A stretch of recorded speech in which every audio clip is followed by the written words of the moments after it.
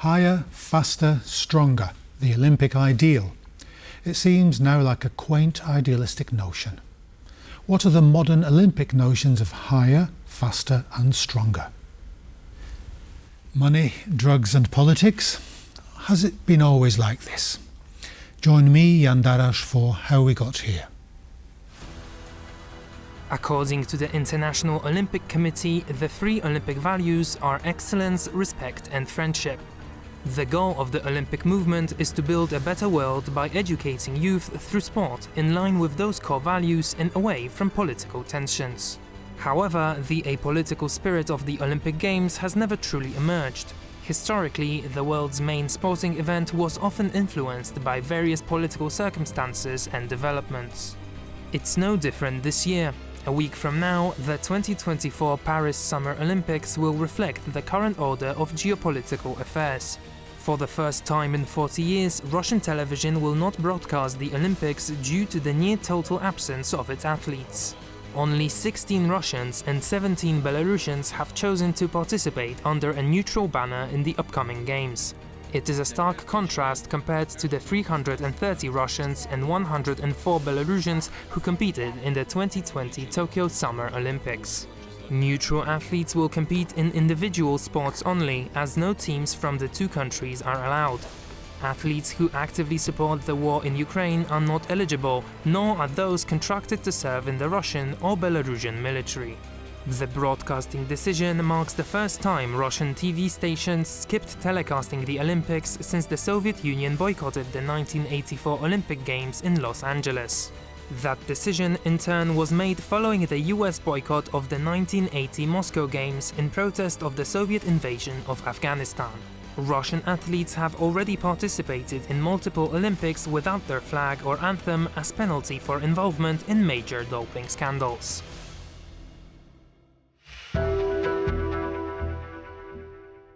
I'm delighted to welcome our guest today, John Carter, TVP World's sports correspondent. Well, welcome to this programme, John. Thanks for having me, Jan. Good to see you in a suit.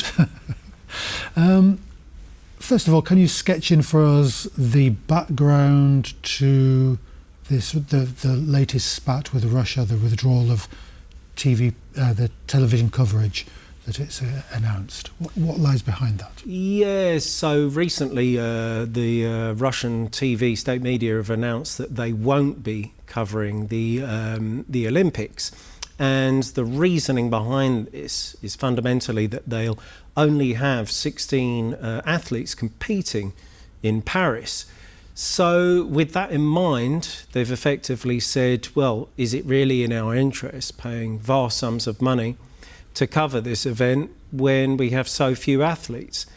I would suggest, they didn't say this, but on top of that as well, perhaps the prestige, national pride, etc. has kind of dissipated from that because they won't be competing under the Russian flag either. So the IOC, International Olympic Committee, has given them this neutral flag. It's called the Athlètes Individuels Nationals, or AIN, right, for the English-speaking audience.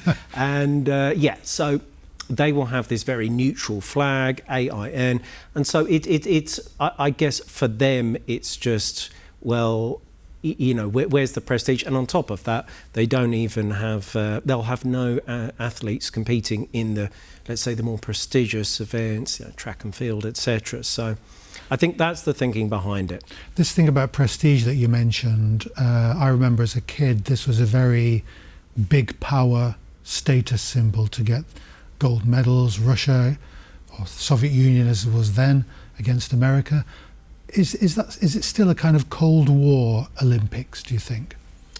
Very much less so today. I can't really imagine the public glancing down the medals table and deciding that that's the kind of world ranking for most prestigious countries along those lines. Of course, there is a degree of prestige in that, but very much like the Cold War itself, I think that degree of prestige was very much overblown. And when we think about the degree of investment and everything that was put into that, it looks very over the top on reflection. And, well, if we think back to the sort of Cold War period, yes, we had a real time where... The boycotts, all that stuff. This is it. And, you know, something comparable to, for those who are less familiar with sport, I guess it would be similar to the space race in essence. It was this, you know, who's first to the moon and who's going to top the gold medal rankings. And... yeah, so it really became this battle between the two, between the Soviets and the Americans. And as you said, going back now to 1980, where I think a lot of people remember you had this Moscow Olympics, and the Americans and 64 of their allies withdrew. Because the previous year the Soviets had invaded Afghanistan. Yes. Now, fast forward another 4 years, and the Olympics was in Los Angeles in 1984.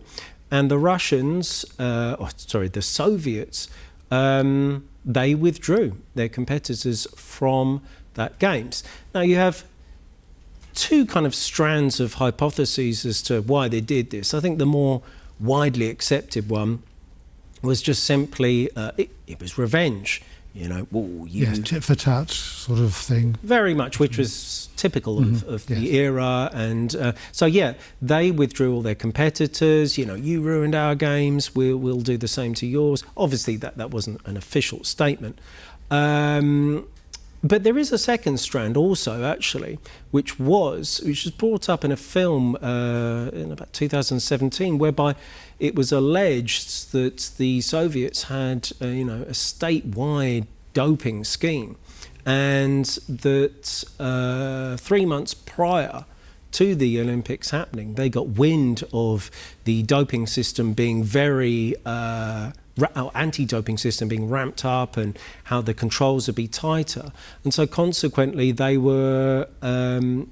realised they'd be rumbled, and that was their reason for withdrawing.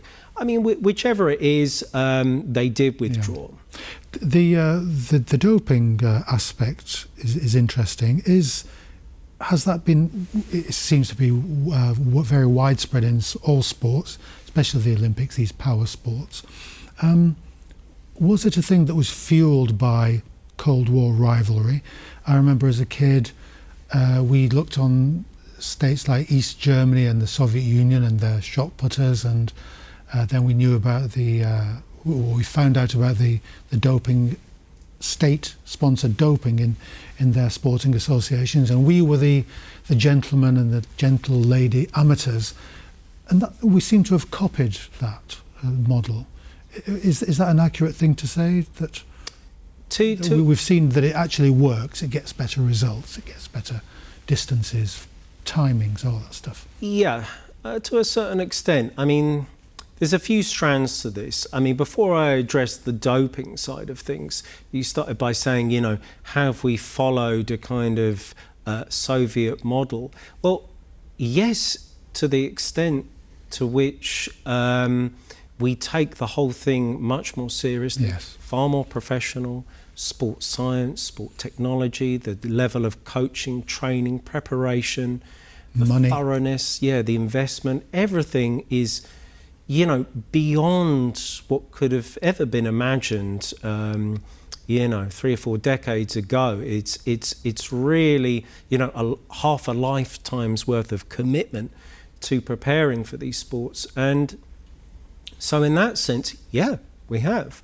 With regard to the doping itself, well, there is an element of that, certainly. There's been a lot of cases for a lot of different competitors from different countries who have done similar things.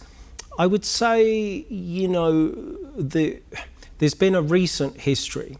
I'm thinking going back to sort of 2008, 12, and particularly Sochi, which 2014, which was actually the Winter Olympics. And, it's kind of widely established now there really was this statewide doping scheme at hand. And so I would suggest it was a lot more widespread amongst the Soviet countries. I don't think, we don't really have any evidence that this is, planned from high above, that athletes should kind of win at all costs at the expense of this type of cheating. So it's not quite the same, but as broad models go, it's not so dissimilar. What do you think, how does the picture of the contemporary Olympic Games look to you as a sports fan? We've been brought up on this idea of higher, faster, stronger, amateurs against professionals. Has that all been, have the Olympic ideals that were initiated towards the end of the 19th century, early 20th century, have they been sullied along the way, or do we just, is it something that we have to accept? Big money, big power rivalry, big pharmaceutical influences.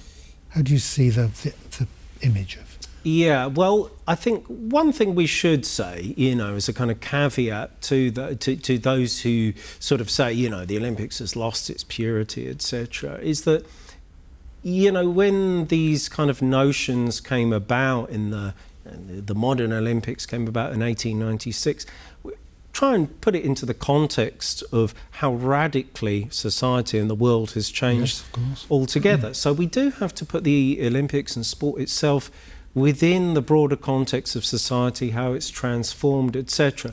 So we can't, try to always live up to these highest of ideals, and we can't replicate how things were more than 100 years ago. It's simply not going to work that way. However, there are ways in which I think we could get closer to returning to those ideals, in which personally I believe we should attempt to get closer to them. Just because the world has changed doesn't mean we shouldn't strive for higher values. So I think one, obviously you mentioned the kind of amateurism of the Olympics previously. And I would say one thing which does rather taint this is the inclusion of certain sports nowadays, which... Such as what? Tennis, basketball and football are the three which spring to mind at first. And ultimately the top players in each of these are millionaires. Yeah. And the idea that they play in, are competing at the Olympics as this idealistic idea of amateurs. Gentleman amateur. And one thing I would say about that really is that there is a kind of measuring stick. If in your individual discipline, the Olympics is not the highest, winning a gold medal in the Olympics is not the pinnacle of your discipline, then for me, it shouldn't really be included in the Olympics, because that is surely, the Olympics is the pinnacle for athletes. And it's simply not the case in tennis, basketball and football. And so I think by excluding some of these sports which have really become sort of just kind of outgrown the Olympics in some ways, then I think we could slightly return to those values. I think the idea of these huge investments in individual athletes. And you mentioned £11 billion for the Paris Olympics alone, and 11 billion euros for the nationals. Investment schemes as well. Yeah, and actually, speaking of investments, I just checked to see. I thought, whoa, 11 billion euros spent on the Paris Olympics. Well, the Russians spent 55 billion in 2014 for Sochi, so they kind of blew that out the water. How much money is spent on it? I think that's for those individual countries to decide themselves. And, they're all very acutely aware that it's going to come at huge expense. profit is not made, generally speaking, on these things, although maybe that does depend on how long a perspective you have on what constitutes profit and over time.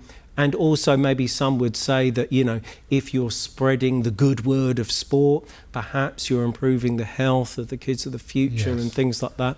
I think those are nice ideals, but I mean, they don't really radically change the health of youngsters in the future. Yeah, they contribute to encouraging sport at the time, but I think the reality is, having been in London, which had the 2012 Olympics, you know, how many kids are doing the high jump or whatever else they're doing, and it doesn't work like that. Everyone's still just playing football.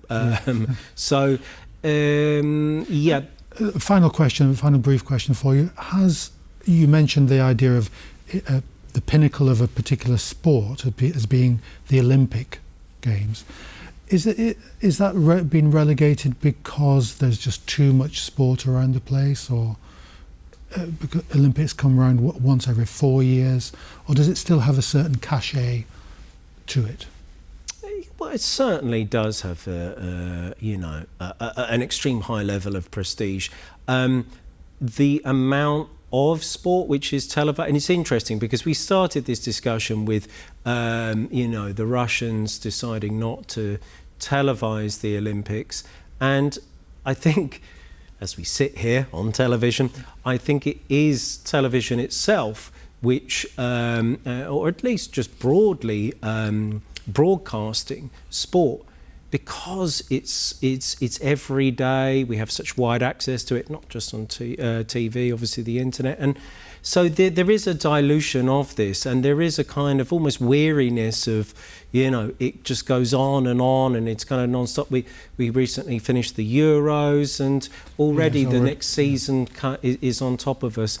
So yeah, there is a degree of weariness about the amount of sport on TV, but I still think there is a certain excitement about the Olympics. So yes, I wouldn't necessarily point the finger at too much sport, but maybe the way in which we consume things. And again, going back to an earlier point, it's a wider societal issue, and you could say the same thing about the way in which, I don't know, people watch a series or the amount of films. You have this enormous choice, and yeah, it can only lead to a certain degree of dilution through that. Well, we can still enjoy some of the extraordinary performances, I suppose, that we have on hand in August. Thank you very much, John Carter, for coming to the programme. Great to have you. My pleasure. That's all we have time for today. Do join us next time for How We Got Here.